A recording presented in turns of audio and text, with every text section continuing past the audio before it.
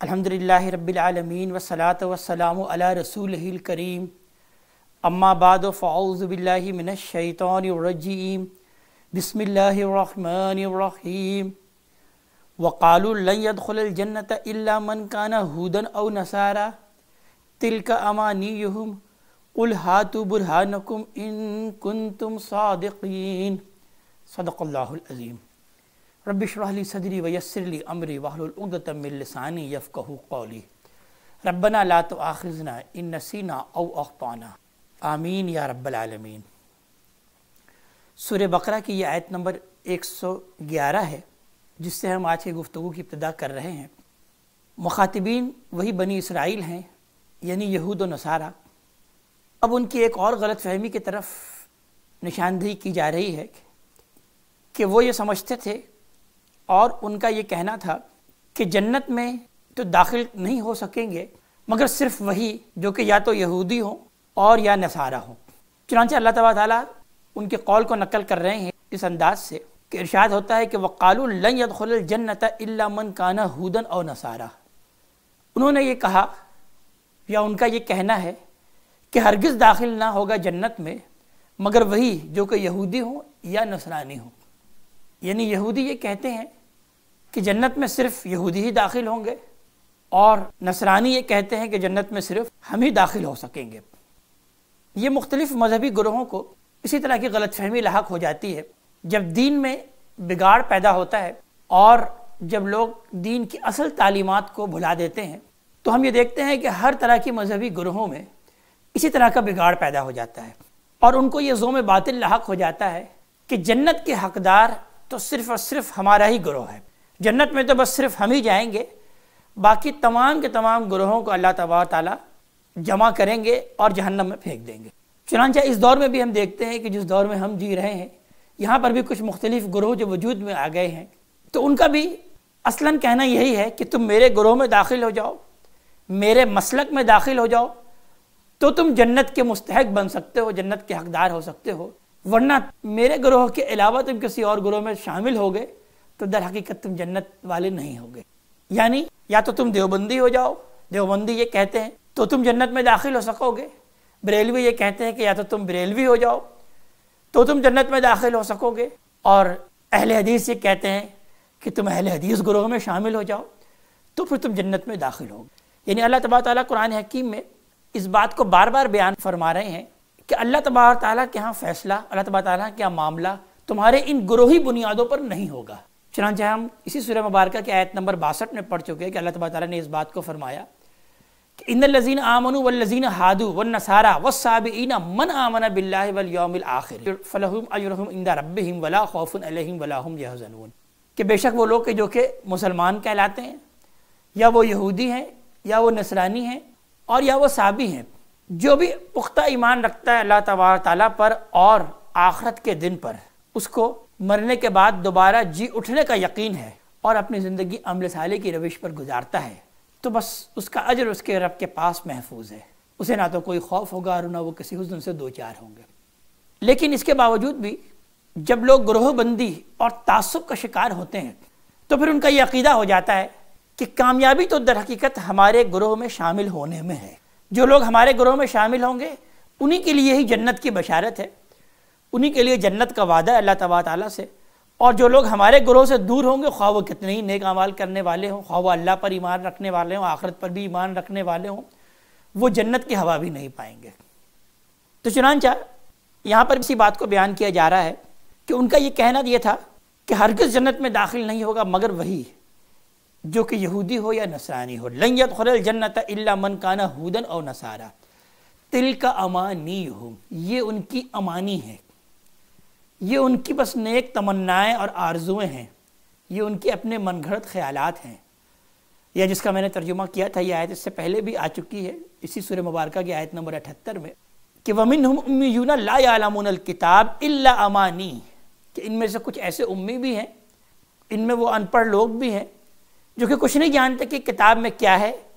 सिवाय इसके कि उनकी कुछ अपनी अमानी हैं, उनकी अपनी कुछ विशफुल थिंकिंग्स हैं, उनके अपने कुछ तमन्नाएं हैं, उनकी अपनी कुछ मनगढ़ंत आरजुएं हैं। وَإِنْهُمْ إِلَّا يَظُنُّونَ، اور وہ نہیں چل رہے مگر بس محض اٹکل پر اور گمان پر وہ چل رہے ہیں۔ وہی لفظ امانی اب یہاں پر بھی آیا کہ یہ ان کی امانی ہے،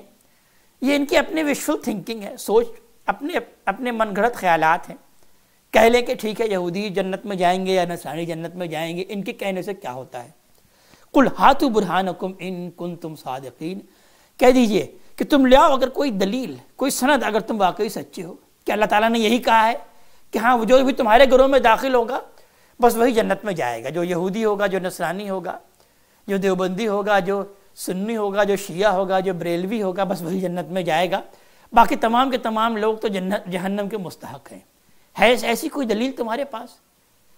ایسی کوئی برہان ہے؟ تو قُلْ هَاتُوا بُرْهَانَكُمْ إِن كُنتُمْ صَادِقِينَ، لے آؤ اگر ایسی کوئی برہان، ایسی کوئی دلیل تمہارے پاس ہے، اگر تم واقعی سچے ہو۔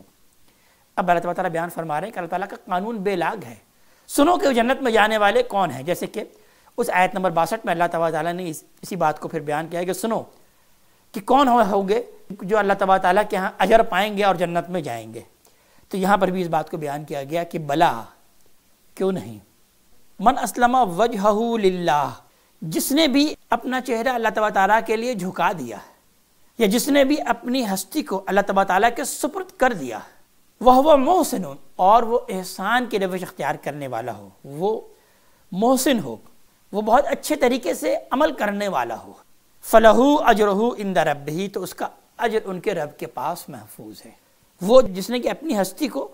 اللہ تعالیٰ کو سپرد کر دیا اور پھر اس کے عمل میں احسان کی روش ہے، وہ اچھی طریقے سے اللہ تعالیٰ کے احکامات کو بجا لاتا ہے، تو در حقیقت وہی جنتی ہے، اس کے لیے اس کا اجر اس کے رب کے پاس محفوظ ہے۔ وَلَا خَوْفٌ عَلَيْهِمْ وَلَا هُمْ يَحْزَنُونَ، اور نہ تو وہ اس پر کوئی خوف ہوگا اور نہ وہ کسی حزن سے دوچار ہوں گے۔ یہ احسان کیا ہے، اس کو نبی کریم صلی اللہ علیہ وسلم نے اس کی وضاحت فرمائی مسلم شریف کی اس حدیث میں، جس کو کہ حدیث جبرائیل بھی کہا جاتا ہے، کہ حضرت جبرائیل علیہ السلام نبی کریم صلی اللہ علیہ وسلم کے پاس آئے اور آپ سے 3 سوال کیا کہ بتائیے کہ یہ ایمان کیا ہے،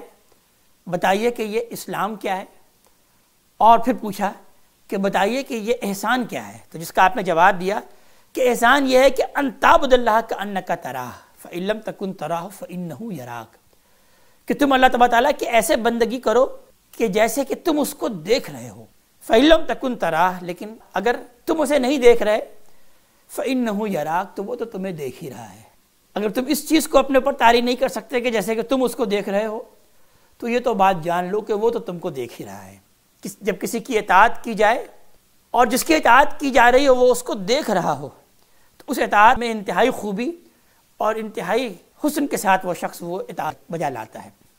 تو اللہ تعالیٰ کی بندگی ایسے کرنا کہ اس بات کے احساس کے ساتھ کہ اللہ تعالیٰ ہمیں دیکھ رہا ہے، تو در حقیقت یہ ہے احسان۔ تو اس بات کو یہاں بیان کیا گیا کہ کیوں نہیں، جس نے بھی اپنی ہستی کو اللہ تعالیٰ کے سپرد کر دیا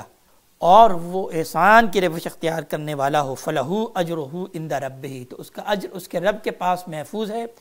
وَلَا خَوْفٌ عَلَيْهِمْ وَلَا هُمْ يَحْزَنُونَ، اس کے لیے نہ تو وہاں پر کوئی خوف ہوگا اور نہ وہ کسی حزن سے، نہ تو وہ کسی غم سے دوچار ہوں گے۔ وَقَالَتِ الْيَهُودُ لَيْسَتِ النَّصَارَىٰ عَلَىٰ شَيْءٍ، اور یہودی یہ کہتے ہیں کہ یہ نصرانی یہ کسی شے پہ نہیں ہے، کسی بنیاد پر نہیں ہے۔ وقالت النصارى لیست اليہود علی شیء، اور یہ نصرانی یہ کہتے ہیں کہ یہ یہودی کسی بنیاد پر نہیں ہے، کسی حقیقت پر نہیں ہے۔ یعنی وہی اسی گروہ بندی کا تذکرہ کیا جا رہا ہے کہ ویسے تو اگر کوئی نئی بات ان کے سامنے آتی ہے، کوئی داعی دین کے صحیح تصور کو اور دین حق کو ان کے سامنے بیان کرنے کی کوشش کرتا ہے، اور ان تمام گروہ بندی اور ان تمام فرقہ وارانہ خیالات سے ماورا ہو کر کوئی دعوت انہیں پیش کرتا ہے، تو پھر تو یہ کہتے ہیں کہ تم یا تو یہودی ہو جاؤ یا نصرانی ہو جاؤ، یعنی میرے گروہ میں آ جاؤ، میرے فرقے میں آ جاؤ، تبھی تم کامیاب ہو گئے۔ یہ تم کیا اس فرقے سے ہٹ کر کوئی نئی بات پیش کر رہے ہو؟ لیکن ویسے آپس میں ایک دوسرے کو تسلیم کرنے کے لیے تیار نہیں۔ یعنی یہودیوں سے پوچھا جائے تو یہ کہیں گے کہ یہ نصرانی یہ کسی شے پر نہیں، بالکل باطل خیال ہے ان کا، کوئی حق نہیں، کوئی حقیقت نہیں ان کی۔ اور اگر نصرانی سے پوچھا جائے تو یہ کہیں گے یہودی یہ بالکل باطل ہے، ان کی کوئی حقیقت نہیں، دین کے غلط کانسیپٹ اور دین کے غلط تصور کو لے کے چل رہے ہیں۔ ایسے ہی جیسے کہ ہمارے ہاں یہ گروہ بندیوں کا معاملہ ہے کہ اگر ان کے سامنے کوئی حق کی دعوت کو لے کر آئے اور دعوت دے کہ یہ ہے دین حق جو کہ قرآن اور سنت سے ماخذ ہے، آپ نے تو اس کے مقابلے میں اپنے فرقہ وارانہ دین کو اپنایا ہوا ہے، اس فرقے سے ہٹو۔ تو پھر وہ یہ کہیں گے کہ نہیں،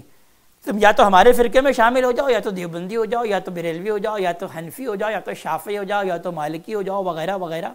تبھی تم کامیاب ہوگے۔ لیکن ویسے آپس میں اگر ان سے پوچھا جائے دیوبندیوں سے تو وہ کہیں گے کہ بریلوی کسی حقیقت میں نہیں، کسی اصل پہ نہیں، یہ شافعی یہ کسی اصل پہ نہیں، یہ اہل حدیث، ان کی کوئی حقیقت نہیں۔ اور اگر ان سے ان کے بارے میں دوسروں کے بارے میں پوچھا جائے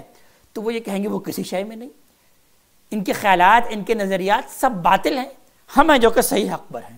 تو اسی گروہ بندی کا تذکرہ اللہ تبارک تعالیٰ یہاں پر بھی بیان فرما رہے ہیں کہ یہ در حقیقت دو گروہ ہیں بنی اسرائیل کے، جو کہ اسی فرقہ پرستی کا شکار ہو گئے تھے۔ تو لہذا یہودیوں کا کہنا یہ تھا کہ لیست النصارى علی شیء، کہ نصرانی کسی بنیاد پر نہیں، وقالت النصارى لیست الیہود علی شیء، اور نصرانیوں کا یہ کہنا تھا کہ یہ یہودی کسی بنیاد پر نہیں، وہم یتلون الکتاب، درحال ہے کہ یہ دونوں ہی کتاب کی تلاوت کرنے والے ہیں، دونوں ہی کتاب کے پڑھنے پڑھانے والے ہیں، یعنی دونوں کی کتاب ایک ہے، دونوں ہی اسی بائبل کو مانتے ہیں، دونوں ہی تورات کو اللہ تبارک تعالیٰ کی کتاب مانتے ہیں، لیکن وہ ایک دوسرے کو بالکل حق پر نہیں سمجھتے۔ یعنی بالکل ایسا ہی معلوم ہوتا ہے کہ جیسے ہی شاید ہمارا ہی نقشہ کھینچا جا رہا ہے، ہمارے یہاں بھی جو مختلف گروہ ہیں وہ ایک ہی کتاب کو پڑھنے والے ہیں، وہ بھی اسی قرآن کو اپنے دین کا ماخذ مانتے ہیں، وہ بھی اسی احادیث کو، اسی مجموعہ احادیث کو جو اس وقت ہمارے سامنے موجود ہے، اس سے دین اخذ کرتے ہیں، لیکن جب ایک دوسرے کے بارے میں پوچھا جائے تو یہ کہتے ہیں کہ ان کی کوئی حقیقت نہیں، یہ کسی دین پر نہیں، حالانکہ دونوں اسی قرآن کی تلاوت کرتے ہیں۔ وہم یتلون الکتاب کذالک قال الذین لا یعلمون مثل قولہم، تو اسی طرح سے کہا تھا ان لوگوں نے جن کو کوئی علم نہیں، مثل قولہم، اسی طرح کی بات،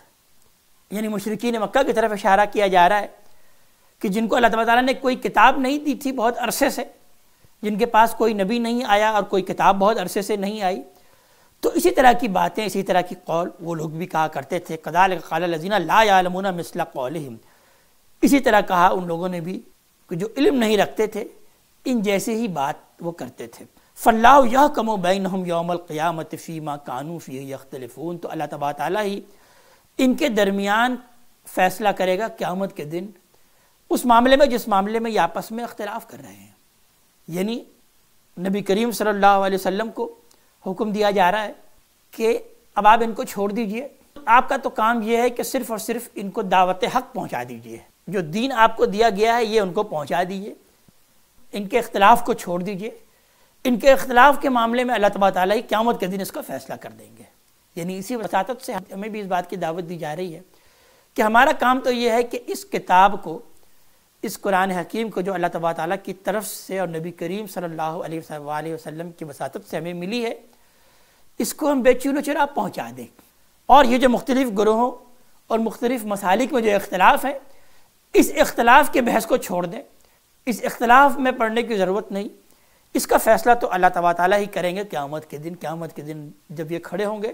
تو اللہ تبارک تعالیٰ ان کے درمیان فیصلہ کر دیں گے۔ اقول قولی ھذا واستغفر اللہ لی ولکم ولسائر المسلمین والمسلمات۔ ان آیات کا رواں ترجمہ چند محذوفات کے ساتھ کچھ یوں ہے۔ ان کا کہنا ہے کہ کوئی شخص جنت میں داخل نہ ہو سکے گا جب تک وہ یہودی نہ ہو یا عیسائی نہ ہو، یہ ان کی تمنائیں ہیں۔ ان سے کہو اپنی دلیل پیش کرو اگر تم اپنے دعوے میں سچے ہو۔ ہاں یہ ضرور ہے کہ اپنی ہستی جن لوگوں نے اللہ کے سپرد کر دی اور وہ اچھی طرح سے عمل کرنے والے ہیں، ان کے لیے ان کا اجر ان کے رب کے پاس محفوظ ہے۔ ایسے لوگوں کے لیے کسی خوف یا رنج کا کوئی موقع نہیں۔ اور یہودی کہتے ہیں کہ نصارہ کی کوئی بنیاد نہیں، اور نصارہ کہتے ہیں کہ یہودیوں کی کوئی بنیاد نہیں، درحال ہے کہ دونوں کتاب الہی کی تلاوت کرتے ہیں، اور اسی قسم کی دعوے ان لوگوں نے بھی کیے ہیں جن کے پاس کتاب کا علم نہیں۔ چنانچہ اب اللہ قیامت کے دن ہی اس معاملے کا فیصلہ کرے گا جس میں یہ جھگڑ رہے ہیں۔ اقول قولی ھذا واستغفر اللہ لی ولکم ولسائر المسلمین والمسلمات۔